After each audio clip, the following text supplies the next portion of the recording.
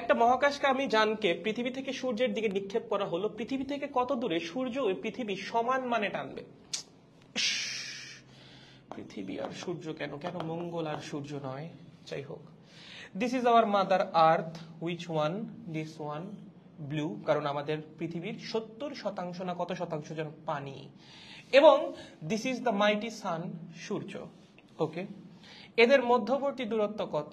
Tongue টাং টাং 1.5 into 10⁻11 metre. এটা মুখস্থ রাখা লাগবে, সবসময় দেওয়া থাকবে না কিন্তু, ঠিক আছে? কত? 1.5 ইন্টু 10⁻11 মিটার, ঠিক আছে? পৃথিবীর ভর কত? এগুলো সব মুখস্থ রাখা লাগবে, তোমার কোয়েশ্চেনে দিয়ে দিছে মানে তোমার কপাল ভালো, বাট সবসময় দেওয়া থাকবে না। পৃথিবীর ভর কত? পৃথিবীর ভর হলো 6 ইন্টু 10⁻24 কেজি। সূর্যের ভর কত? 2 ইন্টু 10⁻30 কেজি। আবারও বলতেছি, এগুলো কিন্তু ম্যাথে দেওয়া থাকবে না সবসময়, সব ভ্যালু আপনার মুখস্থ থাকা লাগবে। পৃথিবীর ভর, সূর্যের ভর, সূর্য থেকে পৃথিবীর দূরত্ব, পৃথিবীর ব্যাসার্ধ, এগুলো আর কি, ঠিক আছে? তো ধরো মহাকর্ষ যান যখন এই পজিশনে আছে পৃথিবী থেকে x মিটার দূরে, তখন তার উপর ক্রিয়ারত বল দুইটা সমান। মানে মহাকর্ষ যানের ভর ধরো ছোট হাতের m কেজি। কত? ছোট হাতের m কেজি। এই মহাকর্ষ যানকে পৃথিবী টানবে কোন দিকে? এই দিকে, F1 বলে। এবং সূর্য টানবে কোন দিকে? এই দিকে, F2 বলে, ঠিক আছে? এখন আপনার দেখতে হবে যে কোন দূরত্বে দুইটা বলের মান সমান হয়। দুইটা বলের মান সমান হওয়া মানে কি? মানে F1 আর F2 সমান হইতে হবে, ওই আগের ম্যাথই ভাইয়া। F1 মানে কি? পৃথিবী যে বলটা প্রয়োগ করছে মহাশূন্য যানের উপর, পৃথিবীর ভর 6 ইন্টু 10⁻24 মাল্টিপ্লাইড বাই মহাশূন্য যানের ভর m কেজি, দূরত্ব কত? x মিটার, তার উপর স্কোয়ার্ড, ঠিক আছে? F2 টা কি? সূর্য যে বলটা প্রয়োগ করছে মহাশূন্য যানের উপর, তার মানে g মাল্টিপ্লাইড বাই সূর্যের ভর কত? 2 ইন্টু 10⁻30 মহাশূন্য যানের ভর m, মধ্যবর্তী দূরত্বটা কত? এটা যদি x হয়, এটা কত হবে?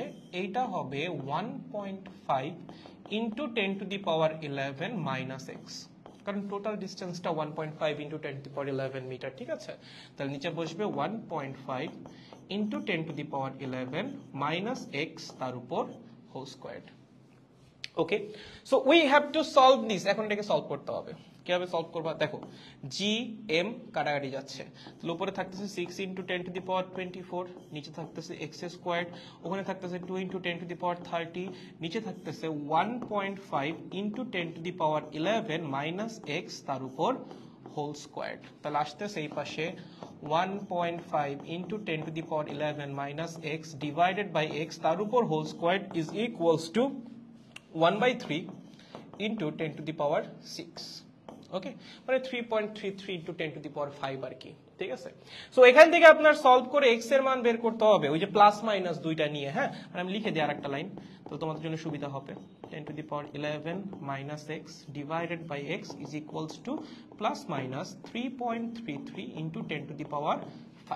ওকে, সো এখান থেকে না তোমার এক্স এর দুইটা মান বের হবে।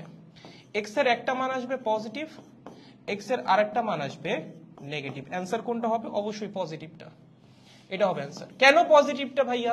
এখন তো আর বলে নাই যে বল সমান হবে, এখন তো আমাকে বলছে বলের মান সমান হবে। তাহলে আমি কেন পজিটিভটা নিচ্ছি? কারণ তোমার মহাশূন্য যান যাচ্ছে কোন দিকে? সূর্যের দিকে। নেগেটিভ মান নেওয়া মানে কি?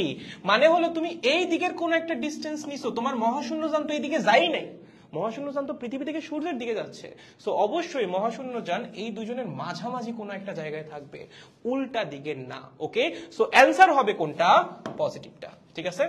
এটা না, এটা হইতো যদি এক্সটা নেগেটিভ হইতো, বাট এক্সটা এখানে নেগেটিভ হওয়া সম্ভব না, কারণ মহাশূন্য যান তো এইদিকে আসেই নাই, মহাশূন্য যান গেছে তো সূর্যের দিকে, ঠিক আছে? দেখো বুঝছো কিনা? বুঝলাম, আমরা পরের ম্যাটটায় যাবো।